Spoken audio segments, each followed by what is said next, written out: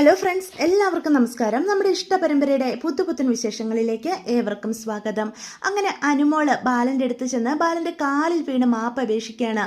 അച്ഛാ, എൻ്റെ നിവൃത്തികേടുകൊണ്ടാണ് ഞാൻ ഇങ്ങനൊരു തീരുമാനം എടുത്തത്. എൻ്റെ മുന്നിൽ വേറെ വഴിയില്ലായിരുന്നു അച്ഛാ, എന്നോട് ക്ഷമിക്കച്ഛ എന്നും പറഞ്ഞ് കരയാണ് കേട്ടോ. പക്ഷെ ബാലൻ്റെ മനസ്സ് കല്ല് പോലെ ആയി പോയിട്ടുണ്ട്. ബാലനാണെങ്കിൽ അനു പറയുന്ന വാക്കുകൾ പോലും കേൾക്കാൻ കൂട്ടാക്കുന്നില്ല. ദേഷ്യപ്പെട്ടുകൊണ്ട് അനുവിൻ്റെ കൈ തട്ടി എറിഞ്ഞുകൊണ്ട് പിന്നിലേക്ക് മാറി നിൽക്കുക. അത് കാണുന്ന ഗോമതി ഓടി വരും. നിനക്ക് മതിയായില്ലേടി ആ മനുഷ്യനെ എല്ലാവരുടെ മുന്നിൽ നാണം കെടുത്തി തല കുനിച്ച് നിർത്തിയതും പോരാ, എന്നിട്ട് നീ വന്ന് കാല് പിടിക്കുന്നോ? നിനക്ക് അല്പമെങ്കിലും നാണം ഉണ്ടെങ്കിൽ ഈ നിമിഷം ഇവിടുന്ന് പൊയ്ക്കോണം.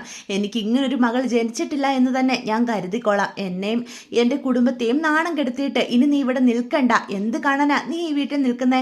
ഇവനെ കല്യാണം കഴിച്ചതല്ലേ നീ? അവൻ്റെ കൂടെ അവൻ്റെ വീട്ടിലോട്ട് പോകാൻ നോക്ക് എന്ന് ഗോമതി പറയാൻ കേട്ടോ.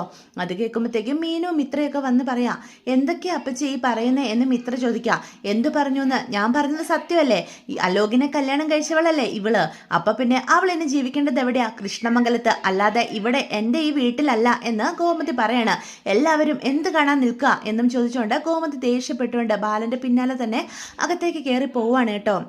അപ്പം ഇതെല്ലാം കണ്ടും കേട്ടും അനുശ്രീയാണെങ്കിൽ ഒരു അനാഥയെ പോലെ ദേവമംഗലത്ത് മുറ്റത്ത് നിൽക്കുകയാണ്.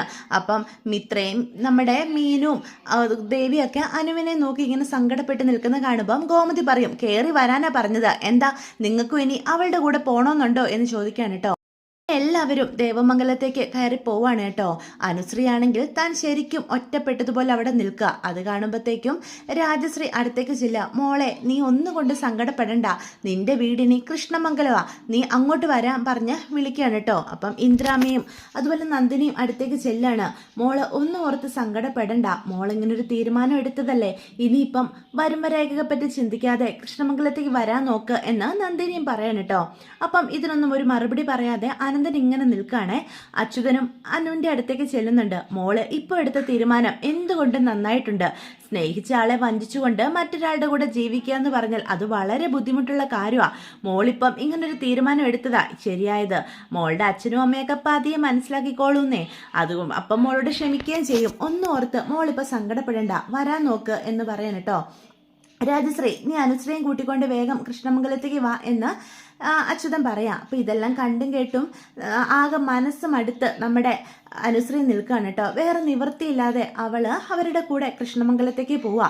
അപ്പം അലോക് അനുവിൻ്റെ അടുത്തേക്ക് ചെന്നിട്ട് ചോദിക്കും, നീ എന്ത് വിചാരിച്ചിട്ടാടി എൻ്റെ വീട്ടിലേക്ക് എൻ്റെ ഭാര്യയായി കയറി വരുന്നത്? അല്ല, നിനക്ക് എൻ്റെ കൂടെ ജീവിക്കാനുള്ള ധൈര്യമൊക്കെ ഉണ്ടോ എന്ന് ചോദിക്കാം. അത് കേൾക്കുമ്പോഴത്തേക്കും അനു ആണെങ്കിൽ വേറെ ആരും കേൾക്കാത്ത രീതിയിൽ അലോകിനോടായിട്ട് പറയും, അതുണ്ടായതുകൊണ്ട് തന്നെയല്ലേ ഞാൻ ഇങ്ങനൊരു തീരുമാനം എടുത്തത്. എൻ്റെ ജീവിതം നശിപ്പിച്ചിട്ട് നീ സമാധാനത്തോടെ കോടീശ്വരി കല്യാണം കഴിച്ച് കൃഷ്ണമംഗലത്ത് ജീവിക്കുന്നത് എനിക്കൊന്ന് കാണണം. എനിക്ക് നഷ്ടപ്പെട്ടതൊക്കെ നിനക്ക് ഞാൻ നഷ്ടപ്പെടുന്നത് കാണിച്ചു തരാടാ എന്ന് പറയാൻ കേട്ടോ. എനിക്കിനി ഒന്നും നഷ്ടപ്പെടാനില്ല, പക്ഷെ നിനക്ക് ചുറ്റും പലതും നഷ്ടപ്പെടാനുണ്ട് താനും. ഞാനിനി മുന്നും പിന്നും നോക്കാതായിരിക്കും നിന്റെ കൂടെ ജീവിക്കാൻ പോകുന്നത്. മര്യാദയ്ക്ക് നിന്ന നിനക്ക് കൊള്ളാം എന്ന് പറയണേ. അപ്പൊ അനുശ്രീയുടെ പുതിയ ഭാവം കാണുന്ന അലോക് ഞെട്ടിത്തരച്ച് നിൽക്കുകയാണ്. ഇവളിത് എന്ത് ഭാവിച്ച എൻ്റെ ഈശ്വര, ഇവളുടെ മനസ്സിലിരിപ്പ് എന്താണെന്ന് മനസ്സിലാകുന്നുമില്ലല്ലോ. അച്ഛനും അമ്മയും ഞാൻ പറയുന്നത് തൊട്ട് വിശ്വസിക്കാനും പോകുന്നില്ല. ഞാൻ ഇവളെ കല്യാണം കഴിച്ചെന്ന് തന്നെയാ എല്ലാവരും കരുതുന്നത്. ഇതിൽ നിന്ന് ഞാൻ ഇനി എങ്ങനെ ഊരും എന്ന് അലോക് മനസ്സിൽ പറയാൻ കേട്ടോ.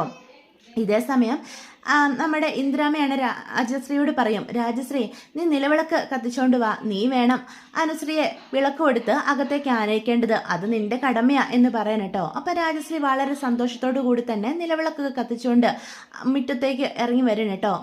മോളെ അനുശ്രീ, നീ ഒന്നുകൊണ്ട് ഓർത്ത് സങ്കടപ്പെടണ്ട, ഈ സങ്കടങ്ങളൊക്കെ പതിയെ മാറും. ഈ വീടിൻ്റെ വിളക്ക് ഇനി മുതൽ നീയാ, ഈ കുടുംബത്തിൻ്റെ അത്താണി. അതുകൊണ്ട് ഈ നിലവിളക്ക് പിടിച്ചുകൊണ്ട് അലോകിൻ്റെ ഭാര്യയായിട്ട് ഈ വീട്ടിലേക്ക് വലതുകാലം വെച്ച് കയറുമോളെ എന്ന് പറയാൻ കേട്ടോ. അപ്പോൾ അത് കാണുമ്പം അലോക് പല്ലിറുമുവാണ് കേട്ടോ. അവളുടെ ഒരു നാടകം, എൻ്റെ അമ്മയും അച്ഛനും ഒക്കെ നിന്റെ വലയിലായി പോയി. പക്ഷേ നിന്നെ എങ്ങനെ ഇവിടെ നിന്ന് പുറത്ത് ചാടിക്കണമെന്ന് അലോകിനറിയാം. ഈ കാര്യങ്ങളൊക്കെ ഇവിടെ വരെ എത്തിക്കാൻ എനിക്ക് സാധിച്ചിട്ടുണ്ടെങ്കിൽ നിന്നെപ്പോലൊരു പീറ പെണ്ണിനെ ഡീൽ ചെയ്യാനാണോ എനിക്കിത്ര ബുദ്ധിമുട്ടിരിക്കുന്നത് എന്ന് മനസ്സിൽ പറയാൻ കേട്ടോ. അങ്ങനെ അനുശ്രീ കൃഷ്ണമംഗലത്തെ മരുമോളായി വലതുകാല് വെച്ച് അകത്തേക്ക് കയറുകയാണ് കേട്ടോ. ആലോകിനെ നോക്കി പല്ലെറിമിക്കൊണ്ട അനുശ്രീ കയറുന്നത്. നിനക്കിനി സമാധാനം എന്താണെന്ന് നീ അറിയില്ലടാ. നിന്റെ സമാധാനം കെടുത്താനായിട്ട് നിന്റെ പിന്നാലെ തന്നെ ഈ അനുശ്രീ ഉണ്ടായിരിക്കും എന്ന് മനസ്സിൽ പറയാണ് കേട്ടോ. അപ്പോൾ വിളക്കൊക്കെ വെച്ചിട്ട് അനുശ്രീ ആണെങ്കിൽ അവിടെ ഒരു മൂലയ്ക്ക് നിൽക്കുക. അപ്പം ഇന്ദിരമ്മ പറയും, മോൾ ഇവിടെ വന്നിരിക്കുക എന്ന് പറഞ്ഞിട്ട് ഇന്ദിരമ്മ അവളോട് പറയും, എങ്കിലും മോൾ എടുത്തത് വളരെ തെറ്റായി പോയി. അലോകിനെ മറക്കാൻ മോൾക്ക് പറ്റില്ലായിരുന്നെങ്കിൽ പിന്നെ എന്തിനാ മോളെ കല്യാണം വരെ കാര്യങ്ങളൊക്കെ എത്തിച്ചത്? ഇന്നിപ്പം ഗോമതി ബാലനും ഒക്കെ ആ പയ്യന്റെയും കുടുംബത്തിന്റെയും മുന്നിൽ ആകെ നാണം കെട്ട് അപമാനിക്കപ്പെട്ട് നിന്നില്ലേ? മോള് പിന്നെ എന്തിനാ കല്യാണത്തിന് സമ്മതിച്ചത് എന്ന് ചോദിക്കാം. അത് പിന്നെ ഇവനെ മറക്കാൻ കഴിയുന്ന മുത്തശ്ശി ഞാൻ വിചാരിച്ചത് മറന്നതുവാ. പക്ഷേ ഇന്നലെ രാത്രി എന്നെ വിളിച്ച് ഇവൻ എന്തുമാത്രം കരഞ്ഞെന്നറിയാവോ? ആത്മഹത്യ ചെയ്യുന്നൊക്കെ പറഞ്ഞപ്പം ഞാനത് വിശ്വസിച്ചു പോയി. ഞാൻ കാരണം ഒരാൾ മരിക്കാന്ന് പറഞ്ഞാൽ എനിക്കത് ചിന്തിക്കാൻ പോലും പറ്റുന്നില്ല. എൻ്റെ പേരെഴുതി ഇവൻ മരിക്കുമെന്ന് പറഞ്ഞപ്പം സഹിച്ചില്ല. ഒന്നുമല്ലേലും ഞാൻ ഇവനെ സ്നേഹിച്ചതല്ലേ. ആ സ്നേഹം കൊണ്ടാ ഇവൻ മരിക്കുന്നത് കാണാൻ ആഗ്രഹിക്കാത്ത ഞാൻ ഇവൻ്റെ കൂടെ ഇറങ്ങി വന്നത് എന്ന് പറയാം. അപ്പം രാജശ്രീ പറയും, അമ്മേ അതും ഇതും പറഞ്ഞ് എന്തിനാ അമ്മ മോളെ വിഷമിപ്പിക്കുന്നത്? ഇപ്പം തന്നെ ഇവിടെ അരങ്ങേറിയ കാര്യങ്ങളൊക്കെ കണ്ട് ആകെ ടെൻഷനായിട്ട് നിൽക്കുക. മോൾ എന്തായാലും എൻ്റെ മോനെ ഉപേക്ഷിച്ചില്ലല്ലോ. അവൻ്റെ മരണത്തിന് കാരണക്കാരിയാകാതെ അവൻ്റെ കൂടെ ഇറങ്ങി വന്നില്ലേ? അവളെടുത്തത് ശരിയായ തീരുമാനം തന്നെയാ എന്ന് പറയാം. ഇത് കേൾക്കുമ്പോഴത്തേക്കും ഇന്ദ്രമ്മ പറയും, രാജശ്രീ നീ എന്തൊക്കെയാ ഈ പറയുന്നേ? അപ്പം നന്ദിനി വന്നിട്ട് പറയും, കഴിഞ്ഞത് കഴിഞ്ഞു. ഇനിയിപ്പം ഇതിനെപ്പറ്റി ഒരു സംസാരവും വേണ്ട. എന്തായാലും അലോകിൻ്റെയും അനുശ്രീയുടെയും കല്യാണം കഴിഞ്ഞു. ഇന്നു മുതൽ അനുശ്രീ ഈ കുടുംബത്തെ മരുമോള. ആ സ്നേഹവും പരിഗണനയും അവൾക്ക് എന്തായാലും എല്ലാവരും നൽകണം. അമ്മ ഇപ്പൊ ഇനി ഒന്നും പറഞ്ഞ് അവളെ വേദനിപ്പിക്കേണ്ട എന്ന് പറയാൻ കേട്ടോ. അപ്പൊ ഇന്ദ്രമ്മ പറയും, അല്ലെങ്കിൽ തന്നെ അനുശ്രീയെ വേദനിപ്പിക്കാൻ എനിക്ക് സാധിക്കുമോ? അവളെന്റെ കൊച്ചുമോളല്ലേ എന്ന് ചോദിക്കാം. ഇതേ സമയം ദേവമംഗലത്ത് എല്ലാവരും ഓരോരോ മൂലയിലായിട്ട് തളർന്നിങ്ങനെ ഇരിക്കുകയാണ് കേട്ടോ. ബാലനാണെങ്കിൽ ഒരക്ഷരം പോലും മിണ്ടാതിരിക്കുന്ന കാണുമ്പം ഗോമതി അടുത്തേക്ക് ചെല്ലുക. ബാലേട്ട ഇതെന്തൊരു ഇരിപ്പ എന്ന് ചോദിക്കുക. പിന്നെ ഞാൻ എന്ത് ചെയ്യണം ഗോമതി എന്ന് ചോദിക്കാം. എന്നിട്ട് പറയും, മക്കളെ കണ്ടും മാമ്പൂ കണ്ടും കൊതിക്കരുന്ന് പഴമക്കാർ പറയും. അത് എൻ്റെ കാര്യത്തിൽ എത്ര ശരിയാണല്ലേ? മക്കളെയെല്ലാം ഞാൻ എത്ര കാര്യമായിട്ട് വളർത്തി വലുതാക്കി. പക്ഷെ പറക്കമുറ്റിയപ്പം അവരെല്ലാവരും അവരുടെ കാര്യം തീരുമാനിച്ച് സ്വന്തം പറന്നകന്നു. ഈ അച്ഛൻ്റെ ആഗ്രഹങ്ങൾക്കോ സ്വപ്നങ്ങൾക്കോ അഭിമാനത്തിനോ ഒന്നും ആരും വില പോലും കൽപ്പിക്കുന്നില്ല. താഴത്തും തലയിലും വെക്കാതെ ഞാൻ വളർത്തിയതാ എൻ്റെ അനുമോളെ. അവളിപ്പം ഈ അച്ഛൻ്റെ നെഞ്ചിൽ തന്നെ ചവിട്ടി കയറിയില്ലേ എന്ന് ബാലൻ ചോദിക്കുക. അപ്പോൾ ബാലൻ്റെ ഈ തകർന്ന അവസ്ഥ കാണുമ്പോൾ ഗോമതി അവള് നമ്മളോട് ഇങ്ങനെ ഒരു ചതി ചെയ്യുമെന്ന് നമ്മൾ കരുതിയില്ലല്ലോ ബാലേട്ടാ. അവള് നമ്മൾക്ക് ഉറപ്പ് തന്നതുകൊണ്ടല്ലേ ആ ചെറുക്കനുമായിട്ടുള്ള കല്യാണം ഉറപ്പിച്ചത്. അതിങ്ങനെയൊക്കെ അവസാനിച്ചു. അവളോട് ഞാൻ ഒരിക്കലും ക്ഷമിക്കില്ല. എൻ്റെ കുടുംബത്തെ വേദനിപ്പിച്ച് അവളെ ഞാൻ എഴുതി പുകഞ്ഞു കൊള്ളി പുറത്ത് അങ്ങനെ കരുതിയാൽ മതി. ബാലേട്ടൻ അതും ഓർത്ത് സങ്കടപ്പെടരുത് എന്ന് പറയാം. എങ്കിലും അവൾക്ക് എത്ര ധൈര്യം ഇരുന്നിട്ടാ എല്ലാവരെയും വേദനിപ്പിച്ചുകൊണ്ട് ഇറങ്ങിപ്പോകാൻ. ഇന്നലെയൊക്കെ അവൾ എത്ര സന്തോഷവതിയായിരുന്നു. ഈ കല്യാണത്തിൽ ഒരു രീതിയിലും അവൾക്ക് എതിർപ്പുള്ളതായിട്ട് എനിക്ക് തോന്നിയത് പോലും ഇല്ലല്ലോ. അല്ലെങ്കിൽ തന്നെ എല്ലാവരെയും മനസ്സിലാക്കുന്നതിൽ ഞാനൊരു പരാജയം തന്നെയാ ബാലേട്ട എന്ന് കോമതി പറയാൻ കേട്ടോ. അപ്പം ഇത് കേൾക്കുമ്പോൾ ദേവിക്ക് ചെറുതായിട്ട് കൊള്ളുന്നുണ്ടേ. അപ്പം എല്ലാവരും സങ്കടപ്പെട്ടിങ്ങനെ നിൽക്കുക. അപ്പം മീനു പറയും, അമ്മ ഇങ്ങനെ പറയരുത്. അനു അവളെ എന്തോ ആരോ ട്രാപ്പ് ചെയ്തതുപോലെയാ എനിക്ക് തോന്നുന്നത്. ആലോക് അവളെ എന്തോ പറഞ്ഞ് ഭീഷണിപ്പെടുത്തിയിട്ടുണ്ട്. നിവൃത്തികേടുകൊണ്ടാ അവൾ അങ്ങനത്തെ തീരുമാനം എടുത്തുന്ന എനിക്ക് തോന്നുന്നേ എന്ന് പറയാം. ദേ മീനു, നീ ഇനിയും അവളെ സപ്പോർട്ട് ചെയ്ത് സംസാരിക്കരുത് എന്ന് അപ്പം പെട്ടെന്ന് ആകാശ് പറയാൻ കേട്ടോ. അവൾ എത്ര വലിയ തെറ്റാ ചെയ്തത് എന്ന് ചോദിക്കാം. ആകാശേ നീ ഇപ്പം ഇങ്ങനെ ചിന്തിക്കാതെ അവളുടെ മാനസികാവസ്ഥ കൊണ്ട് കൂടി നമ്മൾ നോക്കണ്ടേ? എനിക്ക് തോന്നുന്നത് അവൾ അങ്ങനെ ഒരു തെറ്റ് ചെയ്യത്തില്ലെന്ന് തന്നെയാ. അപ്പം അത് കേൾക്കുന്ന ആരിനും പറയും, അതെ അവൾ അങ്ങനെ ഒരു തെറ്റ് ചെയ്യുമെന്ന് എനിക്ക് തോന്നുന്നില്ല. ഇത് മനഃപൂർവ്വം അവളെ ആരും ട്രാപ്പ് ചെയ്തത് തന്നെയാ. അല്ലെങ്കിൽ തന്നെ അവൾ ഒറ്റയ്ക്ക് അവൻ്റെ പിന്നാലെ ഇറങ്ങിപ്പോയെന്നൊക്കെ പറഞ്ഞാൽ അത് എത്ര വിശ്വസിക്കാൻ പറ്റും? ആരുടെയും സഹായമില്ലാതെ അവൾക്കത് സാധിക്കില്ല. ഇതിനിടയിൽ ആരൊക്കെയോ കിടന്ന് കളിച്ചിട്ടുണ്ട് എന്ന് ആര്യം പറയാൻ കേട്ടോ. അപ്പൊ ഇതെല്ലാം കേട്ടോണ്ട് തൊട്ടടുത്ത് നിൽക്കുന്ന സുകന്യ ഞെട്ടിത്തരിച്ച് നിൽക്കുക. എൻ്റെ ഈശ്വര, ഇതെല്ലാം കൂടി അവസാനം എൻ്റെ തലയിൽ വരുമോ എന്നിങ്ങനെ മനസ്സിൽ പറയുകയാണേ. അപ്പൊ സുകന്യയുടെ ഈ പതർച്ചയൊക്കെ നമ്മുടെ ധർമ്മൻ ശ്രദ്ധിക്കുന്നുണ്ട്. പക്ഷെ ധർമ്മൻ അതൊന്നും കൂടുതൽ കാര്യമായിട്ട് എടുക്കുന്നില്ല കേട്ടോ. അപ്പോഴത്തേക്കും ആര്യൻ ഇങ്ങനെ പറയുമ്പം ആകാശ് പറയും, നീ എന്താ പറഞ്ഞു വരുന്നത്? അപ്പം ബാലനും അവരുടെ സംസാരം കേൾക്കുന്നുണ്ട്. അപ്പൊ ബാലൻ പറയും, ഇനി ഇതിനെപ്പറ്റി കൂടുതൽ ചർച്ചയൊന്നും വേണ്ട. എത്ര പ്രശ്നമാണേലും അവക്കിവിടെ ആരോടെങ്കിലും പറയായിരുന്നല്ലോ. അതവള് പറഞ്ഞില്ലല്ലോ എന്ന് ചോദിക്കുക. അതിനർത്ഥം അവൾക്ക് നമ്മളെ ആരും വിശ്വാസമില്ലെന്ന. അങ്ങനെയുള്ളപ്പം ഇനി അവളുടെ പിന്നാലെ പോവണ്ട. സ്വയം അവളൊരു തീരുമാനം എടുത്തു. അലോകിനെ കല്യാണം കഴിക്കുകയും ചെയ്തു. അവരുടെ കല്യാണം കഴിഞ്ഞെന്നല്ലേ അവൾ പറഞ്ഞത്. ഇനിയിപ്പം അവളുടെ ജീവിതം ജീവിക്കട്ടെ. എല്ലാവർക്കും അവരുടേതായ ആഗ്രഹങ്ങൾ കാണുമല്ലോ. അവളും അവളുടെ ആഗ്രഹത്തിനകത്ത് ജീവിക്കട്ടെ. ഞാനായിട്ട് ഇനി ഒരു പ്രശ്നത്തിനും പോകുന്നില്ല എന്ന് ബാലൻ പറയാൻ കേട്ടോ.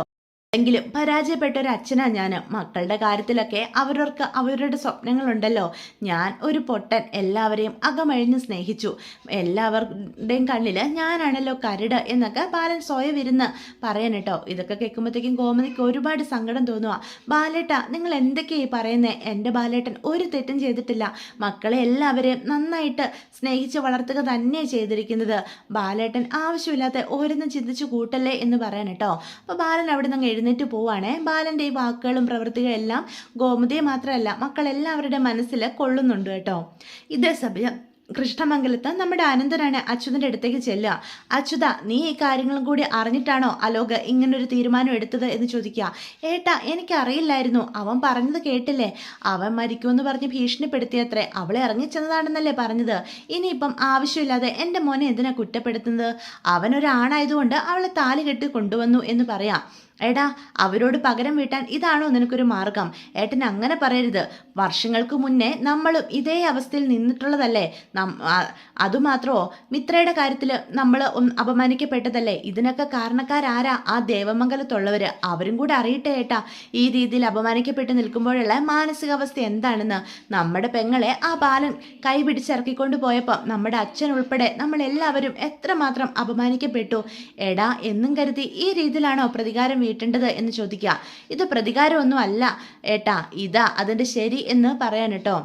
എന്തൊക്കെ പറഞ്ഞാലും ഞാൻ അവരെ ന്യായീകരിക്കുന്നതല്ല. എങ്കിലും ഇന്ന് നടന്നതൊന്നും ശരിയായ കാര്യങ്ങളല്ല. നമ്മൾ കൃഷ്ണമംഗലത്തെ കാര്യം കൂടി നാട്ടുകാരുടെ മുന്നിൽ ഇന്ന് അപമാനിക്കപ്പെടേണ്ട അവസ്ഥ വന്നിട്ടുണ്ട്. നമ്മൾ മനഃപൂർവ്വം പ്രതികാരം വീട്ടാൻ വേണ്ടി അലോകിനെ കൊണ്ട് ഇങ്ങനെയൊക്കെ ചെയ്യിപ്പിച്ചതാകുമെന്നാവും ഈ നാട്ടുകാരൊക്കെ പറയുന്നത്. പറയുന്നവർ പറയട്ടെ ഏട്ടാ, നമുക്കെന്താ കുഴപ്പം എന്ന് ചോദിക്കുക. അങ്ങനാണെങ്കിൽ അങ്ങനെ തന്നെ ഇരിക്കട്ടെ. ദേവമംഗലത്തുള്ളവർ നമ്മളോട് ചെയ്തതൊന്നും അത്ര വേഗം മറക്കാൻ പറ്റുന്ന തെറ്റുകളല്ലല്ലോ എന്ന് പറയാം. എൻ്റെ മകനൊരു ആൺകുട്ടിയാ, അതുകൊണ്ട് അവളെ ചതിക്കാതെ കല്യാണം കഴിച്ചുകൊണ്ട് ഇങ്ങോട്ട് വന്നു. അപ്പം അച്യുതൻ എന്തൊക്കെ പറഞ്ഞിട്ടും മനസ്സമാധാനം കിട്ടുന്നില്ല കേട്ടോ. അനന്തൻ ഇങ്ങനെ ചിന്തിച്ച് നിൽക്കുന്ന കാണുമ്പം അച്യുതൻ പറയും, ആവശ്യമില്ലാതെ ആ ഏട്ടൻ ഇനി അത് ഓർത്ത് സങ്കടപ്പെടണ്ട. അവരുടെ കല്യാണം കഴിഞ്ഞു, അവർ ജീവിക്കട്ടെ ഏട്ടാ എന്ന് പറയാൻ കേട്ടോ. അപ്പം ഇതൊക്കെയാണ് നാളത്തെ എപ്പിസോഡിൻ്റെ വിശേഷം.